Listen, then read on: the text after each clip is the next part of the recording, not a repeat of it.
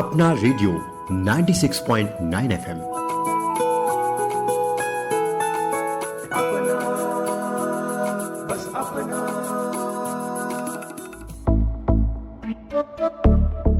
रोग मुक्त जीवन जीने की हो चाहत, नियमित योग करने की डालो आदत। हर रोग को है पीछे छोड़ना, योग से है नाता जोड़ना। सुने हमारी खास श्रृंखला करे योग रहे निरोग।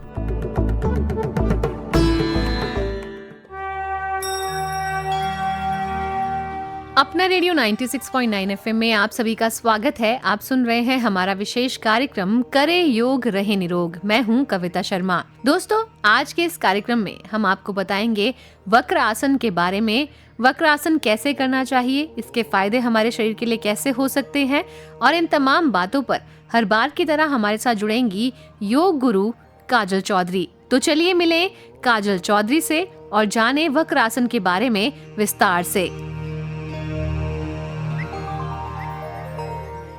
अपना रेडियो के सभी श्रोताओं को मेरा यानी काजल चौधरी का प्यार भरा नमस्कार। मैं एक योग गुरु हूँ, न्यूट्रिशनिस्ट हूँ, और ये जो 10वां अंतर्राष्ट्रीय योग दिवस पर अपना रेडियो इतना अच्छा काम कर रहा है अवेयरनेस के लिए, उसके लिए इन्हें बहुत बहुत साधुवाद। 10वां अंतर्राष्ट्रीय योग दिवस मनाने के लिए भारत सहित पूरा विश्व उत्सुक है।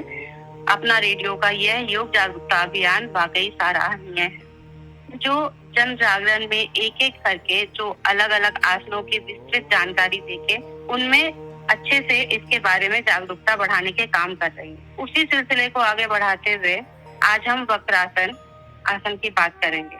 जैसा कि आप सभी जानते ही हैं, योग के आसन को उनके शरीर पर पड़ने वाले प्रभाव के अनुसार कई भागों में बांटा गया है, और उनमें जो ये जो भाग हैं वो इस पर आधारित है कि वह कैसे आपके शरीर पर अपना प्रभाव छोड़ते हैं। जैसे कि ध्यानात्मक आसन में पद्मासन, सिद्धासन, वज्रासन इत्यादि आसन जो है वो शांत वाले वातावरण में किए जाते हैं और आपको ध्यान लगाने में मदद करते हैं। ऐसे ही है विश्रामात्मक आसन, जिसमें शवासन, शशांक आसन, मकरासन ये सब किए जाते हैं, जो मन और शरीर को पूरी तरीके से थकावट से मुक्त करते हैं और आपके शरीर को शांति प्रदान करते हैं। उसके अलावा जो आसन है जो आपके शरीर को संवर्धन करते हैं, यानी जिससे आपके शरीर का विकास होता है और आपके शरीर को हृष्ट पुष्ट रखने में ये आसन मदद करते हैं। और जो चौथा जो श्रेणी आता है वो है जो आधुनिक युग में बहुत बड़े बड़े डॉक्टर्स और जो संस्थाएं हैं जो शोध कर रही हैं आसनों पर, और उस आसन का जो आपके शरीर पे चिकित्सीय जैसा प्रभाव पड़ता है, या अगर आप रोग हैं तो उससे उस आसन से आप रोग मुक्त होने में अपनी सहायता कर सकते हैं, या फिर विशेष आसन जिनकी वजह से आपके शरीर को रोग ना लगे। ऐसे आसनों को चिकित्सीय श्रेणी में रखा गया है, जिन्हें थेरेपेटिक आसन भी कहा जाता है। उन्हीं में से एक आसन आता है वक्रासन, और आप ऐसे आसनों को ऐसे भी समझ सकते हैं, जैसे गोमुखासन अगर आप करते हैं तो अस्थमा के रोग को होने में थोड़े आपको ठीक रहेगा। अस्थमा का रोगी हैं आप तो आपको गोमुखासन का अभ्यास करना चाहिए। ठीक इसी तरीके से जैसे सर्वांगासन करते हैं तो थायराइड रोग पे इफेक्ट आता है, तो ऐसे ही वक्रासन आता है। वक्रासन अर्धमस्तक आसन जैसा ही इफेक्ट डालता है और डायबिटीज के लिए रामबाण की तरह इस्तेमाल किया जाता है। तो ऐसा नहीं है कोई भी एक ही आसन करने से आपका शरीर रोग मुक्त हो जाएगा, लेकिन एक साथ अगर हम योग के बहुत सारे आसन में वक्रासन का स्पेशल अगर हम इस्तेमाल करते हैं तो डायबिटीज से हमको काफी हद तक हम बचाव कर सकते हैं, या फिर हमको डायबिटीज में मदद मिल सकती है। स्वामी कुवल्यानंद जी ने इसका थेरेपेटिक प्रभाव देखते हुए ही अपनी जो पुस्तक है उसमें इसे 9वें नंबर पे रखा है। इतना फायदेमंद है ये। अब आते हैं कि किसे करना चाहिए और किसे नहीं करना चाहिए। किसे करना चाहिए? सभी कर सकते हैं, बचपन से लेकर आप बच्चे, बूढ़े, जवान, स्त्री, पुरुष सभी कर सकते हैं। बूढ़े जिनको नहीं करना चाहिए, जिनको सबसे पहले तो नीचे बैठने के लिए डॉक्टर ने मना किया।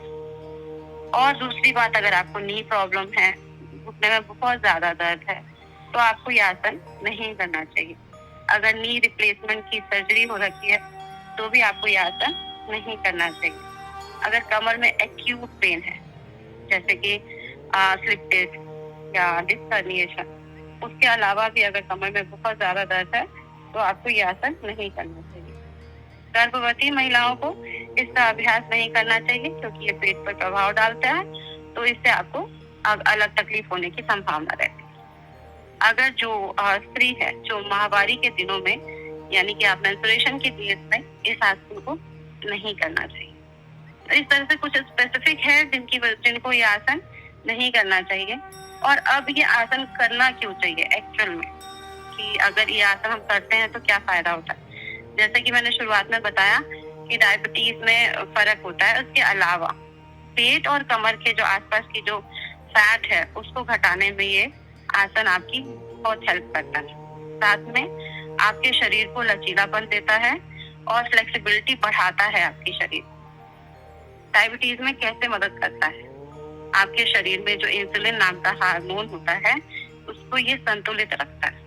ये टाइप 1 टाइप 2 दोनों तरह के डायबिटीज में फायदेमंद है और ये इंसुलिन की मात्रा को भी संतुलित बनाए रखने में मदद करता है और पैंक्रियाज का मसाज इससे अच्छे से होता है, तो इंसुलिन के उत्पादन में भी ये सहायक है। उच्च रक्तचाप वाले जो पेशेंट्स हैं उन पर भी देखा गया है कि अगर वो वक्रासन का नियमित अभ्यास करते हैं तो बहुत अच्छा इफेक्ट आता है। सीओपीडी के पेशेंट्स पे भी वक्रासन का और वक्रासन के साथ में अन्य आसनों का बहुत अच्छा प्रभाव देखा गया है। उसके अलावा ये आसन क्या करता है, क्योंकि इसका नाम ही है वक्रासन, स्पाइनल ट्विस्ट कहते हैं तो ये रीढ़ की जो मांसपेशियां हैं उसको सुदृढ़ करता है और उसका विकास करता है, जो स्पाइनल फ्लेक्सिबिलिटी के साथ साथ आपकी रीढ़ की हड्डी को मजबूत बनाता है। अच्छा, डिप्रेशन में भी इसका बहुत फायदा होता है। डिप्रेशन में जब आप करते हैं तो आपके शरीर में जो विचारों का जो ताना बाना होता है, जो नेगेटिविटी की तरफ बढ़ता है, उसमें भी देखा गया है कि इस वाले आसन से उनको बहुत फायदा होता है। अब बड़ी चीज ये है कि करते कैसे। जब आप वक्रासन के लिए तैयार हो तो सबसे पहले कुछ आसन पहले कर लें जिससे आपका शरीर वार्म हो जाए, क्योंकि स्पाइनल ट्विस्ट कहते हैं इसको, तो वार्म अप जरूरी है। खड़े होके आप पादहस्तासन, त्रिकोण आसन, ऐसे आसन कर सकते हैं जिससे आगे फॉरवर्ड बेंडिंग भी हो जाए, लेटरल बेंडिंग भी हो जाए और अर्धचक्रासन का भी अभ्यास कर सकते हैं। बैठ के आप जानुशिरासन और पश्चिमोत्तान जैसे आसन का अभ्यास करें 5 से 7 बार। उसके बाद सेतु बंधासन या सेतु आसन को भी आप रिपीट कर सकते हैं। अब आपका शरीर पूरी तरह से तैयार होगा वक्रासन करने के लिए। जहाँ पर भी आप बैठे फर्श पे चटाई या मैट जरूर रखें जिससे कि आपके शरीर को कोई अलग हार्म ना हो। अपने दोनों पैर को आगे की तरफ फैलाएं, हाथ शरीर के दोनों ओर होने चाहिए। आप बाईं ओर से शुरू कर सकते हैं, करना तो दोनों ओर से है, तो सबसे पहले आप बाईं ओर से शुरू कर सकते हैं और बाद में दाईं ओर से इसे जारी रख सकते हैं। बाएं पैर को घुटने से मोड़े, फिर अपने बाएं पैर को दाहिने घुटने के पास जमीन पर रखें। अपने बाएं हाथ को रीढ़ की हड्डी से दूर बाएं कूल्हे के पीछे रखना है। अपना दाहिना हाथ अपने बाएं हाथ के विपरीत दिशा में रखें। अब अपनी रीढ़ पीठ को मोड़े, पीछे देखें और हल्का सा चिन्ह ऊपर करके देखते रहना। सामान्य रूप से सांस लेते हुए इस आसन को बनाए रखें और इस आसन में रहते हुए 5 से 7 काउंट तक आप होल्ड कर सकते हैं और धीरे धीरे आप इसकी होल्डिंग टाइम बढ़ा सकते हैं। सेम दूसरे पैर से भी इसको रिपीट करना है। शुरुआत में आपको 5 से 7 बार आपको ये आसन का अभ्यास करना चाहिए। बाद में धीरे धीरे आप इस आसन को बढ़ा सकते हैं, इसका जो रिपीटेशन है वो बढ़ा सकते हैं। वक्रासन के अभ्यास के बाद थोड़ी देर के लिए शवासन का अभ्यास जरूर करें जिससे आपके पूरे शरीर पर पूरा प्रभाव आने में सहायक होता है। आशा है वक्रासन की पूरी जानकारी आपको लाभदायक साबित होगी। बहुत बहुत धन्यवाद।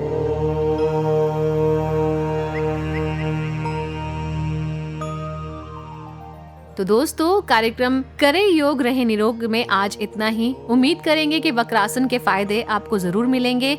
जब भी आप इस आसन को करें तो हमारे योग गुरु के दी हुई टिप्स ना भूलें। किसी योग गुरु के सानिध्य में ही आप अपने किसी भी योग आसन का अभ्यास करें। इन्हीं शब्दों के साथ कि आप रहे स्वस्थ, रहे निरोग, कविता शर्मा को दीजिए अनुमति। सुनते रहिए अपना रेडियो 96.9 FM। नमस्कार।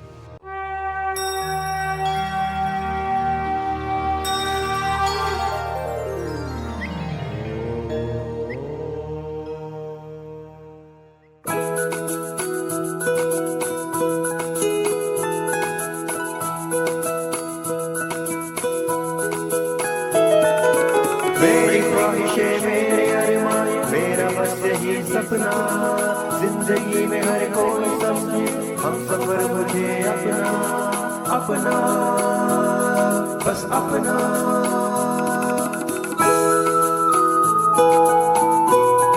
अपना रेडियो 96.9 FM।